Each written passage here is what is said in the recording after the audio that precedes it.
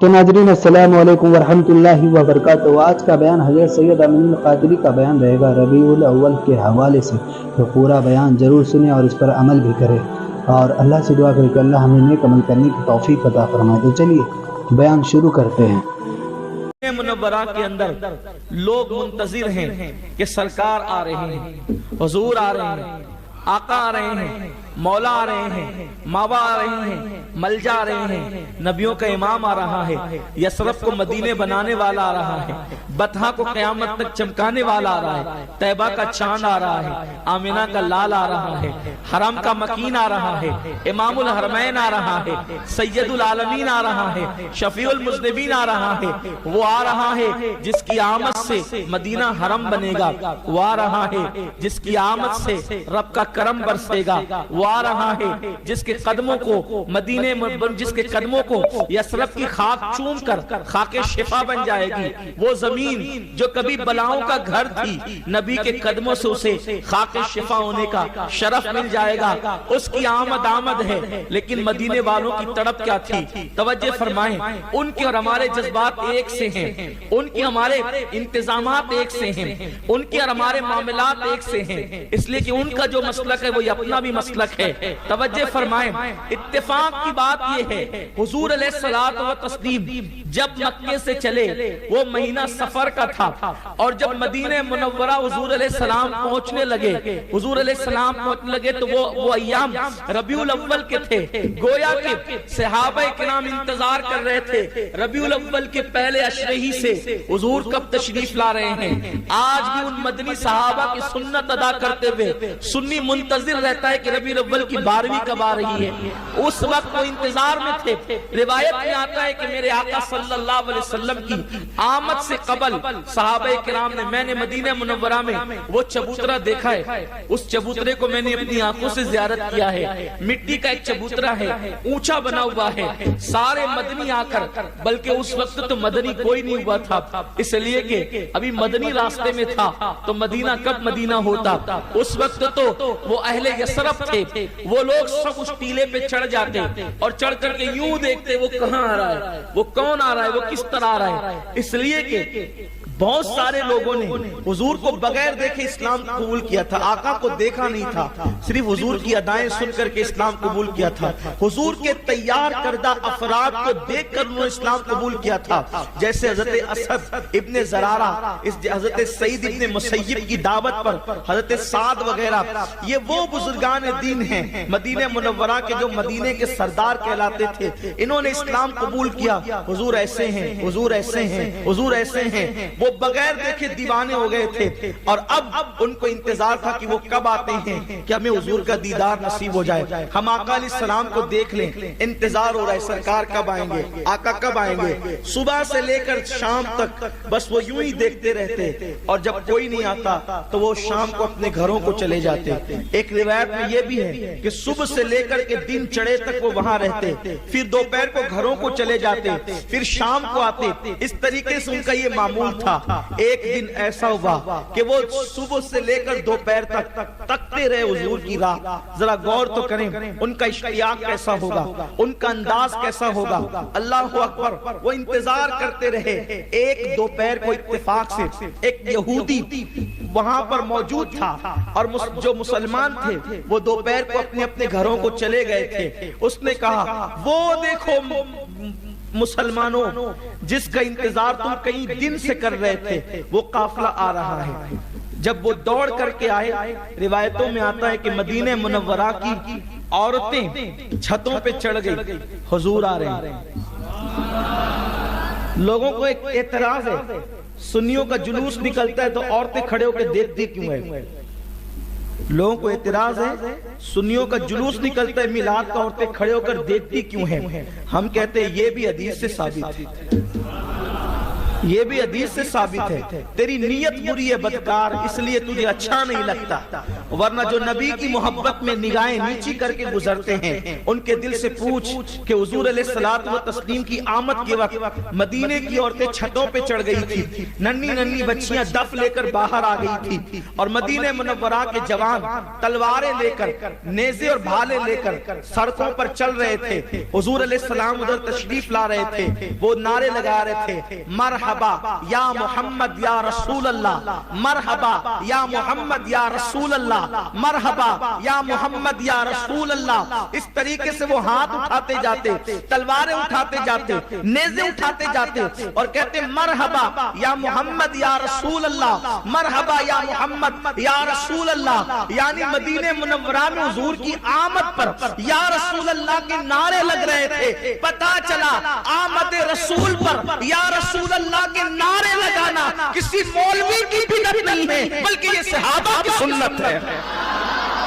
اور تاریخ میں آتا ہے کہ اس دن جس دن حضور نے مدینے میں قدم رکھا ہے وہ دن پیر کا دن تھا، اور وہ مہینہ ربیع الاول کا مہینہ تھا، اور وہ تاریخ ربیع الاول کی 12 تاریخ۔ آقا کریم جب مدینہ منورہ تشریف لاتے ہیں، میں نے جان بوجھ کر قباء کا تذکرہ چھوڑ دیا، میں ڈائریکٹ مدینہ منورہ کی بات کر رہا ہوں، اس لیے کہ وقت میں اتنی گنجائش نہیں کہ قباء کو بیان کیا جائے۔ اس وقت بس اب مدینہ منورہ کو بیان کرنا ہے۔ حضور تشریف لائے، صحابہ کرام حضور کا استقبال کرتے ہیں، حضور علیہ الصلوۃ والتسلیم اونٹنی پر سوار ہے۔ اب دیکھیں اس وقت حضرت سیدنا ابو بکر صدیق کی عمر 51 سال کم و بیش تھی، اور حضور علیہ السلام کی عمر شریف کم و بیش 53 سال تھی، لیکن حضور علیہ السلام ایک دم نوجوان نظر آتے تھے، کیونکہ اب تک اکثر لوگوں نے حضور کو دیکھا نہیں تھا، اور ابو بکر صدیق بوڑھے نظر آتے تھے۔ تو چونکہ عام طور پہ ایسا ہی ہوتا ہے نا کہ جو بڑا آدمی ہوتا ہے عام طور پہ لوگ سمجھتے ہیں کہ مرتبے والا بوڑھا ہی ہوتا ہے، ایسا ہی ہوتا ہے نا، تو لوگ کیا کرتے تھے جب آتے تھے تو صدیق اکبر سے مصافحہ کرتے تھے، اور بعد میں حضور علیہ السلام سے، تو صدیق اکبر سے جب کوئی آتا تو صدیق کہتے یہ ہیں میرے صاحب، میرے آقا یہ ہیں، اور اس کے بعد پھر سوچا کہ کتنوں کو کہوں گا یہ ہے اور یہ ہے۔ صدیق اکبر نے کیا کیا، جب میرے آقا علیہ السلام کی طرف لوگ بڑھنے کی بجائے، چونکہ صدیق کے سفید بالوں کو دیکھ کر وہ جب صدیق کی طرف بڑھنے لگے تو صدیق اکبر نے اپنی چادر اتاری، اور چادر اتار کے حضور کے سر پہ سایہ کر کے کھڑے ہو گئے۔ اس شان کے ساتھ پھر لوگ سمجھ گئے کہ جو جوان بیٹھا ہوا ہے وہ مخدوم ہے، اور جو بوڑھا کھڑا ہوا ہے وہ خادم ہے۔ حالانکہ صدیق اکبر کی عمر میرے نبی کی عمر سے کم تھی، لیکن یہ حضور کا معجزہ ہے کہ حضور علیہ السلام 63 سال کی عمر میں بھی نوجوان ہی نظر آتے تھے۔ یہ آقا کریم صلی اللہ علیہ وسلم کا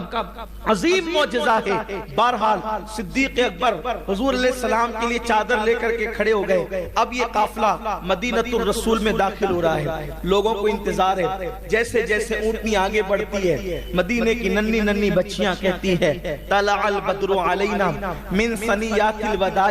وجب الشکر علینا وجب الشکر علینا ما دعا للہ دائی۔ وہ یہ پڑھتی جاتی ہے، دف بجاتی جاتی ہے، اور حضور علیہ السلام کا یہ قافلہ آگے بڑھتا جاتا ہے۔ آج اہل مدینہ اتنا خوش ہیں، حضور تشریف لائے ہیں، اس سے زیادہ خوشی اہل مدینہ کو کبھی نہیں ہوئی تھی، اس لیے کہ آج کا دن اہل مدینہ کے لیے سب سے زیادہ خوشی کا دن تھا۔ میری جماعت کے بہت بڑے مفکر نے یہی بات تو کہی تھی کہ لوگ جس وقت حضور پیدا ہوئے لوگوں کو پتا نہیں تھا کہ اللہ کا حبیب پیدا ہو رہا ہے، اس لیے لوگ اس دن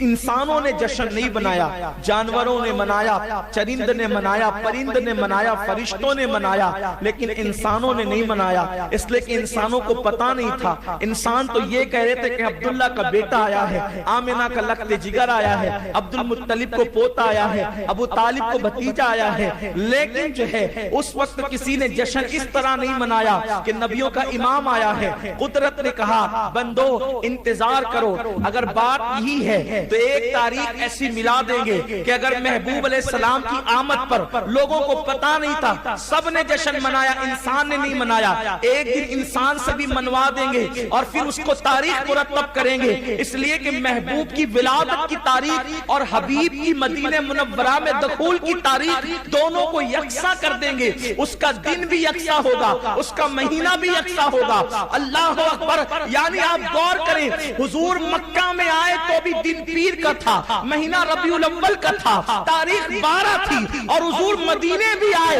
حضور مدینے بھی آئے، دن پیر کا تھا، مہینہ ربیع الاول کا تھا، تاریخ 12 تھی۔ اب لوگ کہتے ہیں کہ مکہ آنے کی تاریخ میں تو حضور کا کوئی جلوس مکے میں نہیں ملتا، اور قدرت نے کہا بندے اگر مکے میں آنے کی تاریخ نہیں ملتی تو مدینے میں آنے پر جلوس بھی ملتا ہے، اسی تاریخ میں، اسی تاریخ میں نعرے بھی ملتے ہیں، اسی تاریخ میں نعتیں بھی ملتی ہے۔ اگر مکے کی آمد بطور ولادت نہ منا سکے تو مدینے کی ہجرت کا جشن منا لیا، مدینے ہی کی تاریخ منا لیا کر، کیونکہ وہ بھی ربیع الاول ہے، وہ بھی پیر کا دن ہے، وہ بھی 12 تاریخ ہے۔ حضور تشریف لا رہے ہیں، جدھر سے گزرتے ہیں ہر صحابی کہتے ہیں حضور میرے گھر آئے، میرے گھر آنا پیارے نبی، میرا گھر چمکانا پیارے نبی۔ حضور تشریف لائیں، سرکار کہتے ہیں تم نہیں، پھر کوئی کہتا ہے حضور میرے گھر، سرکار کہتے ہیں تم نہیں، پھر کوئی کہتا ہے حضور میرے گھر، حضور کہتے ہیں تم نہیں، وہ کہتے ہیں میرے گھر، وہ کہتے ہیں میرے گھر، وہ کہتے ہیں میرے گھر۔ حضور فرماتے ہیں میری اونٹنی کی نکیل چھوڑ دو، اس لیے کہ یہ مامور من اللہ ہے، اللہ کی طرف سے اس کو حکم ملا ہے کہ جانا کہاں ہے۔ میں حیران ہوں یا اللہ، لوگ کہتے ہیں حسین بھٹک گئے، خدا کی قسم جس نبی، جس اونٹنی پر میرا نبی ہے، جس اونٹنی پر میرا نبی بیٹھتا ہے، جب وہ اونٹنی بھٹک نہیں سکتی تو جس پر حسین بیٹھتا ہے وہ حسین کیسے بھٹک سکتا ہے؟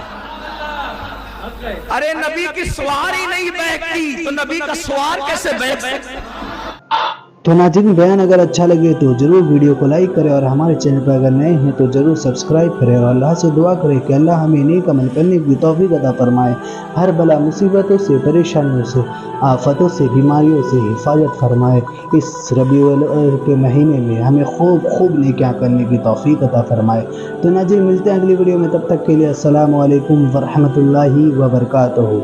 سبسکرائب کیجئے ہمارے چینل ذکر رسول کو، اور بیل آئیکن کو پریس کیجئے، جس سے آپ کو ہمارے نیو ویڈیو کی نوٹیفیکیشن ملتی رہے۔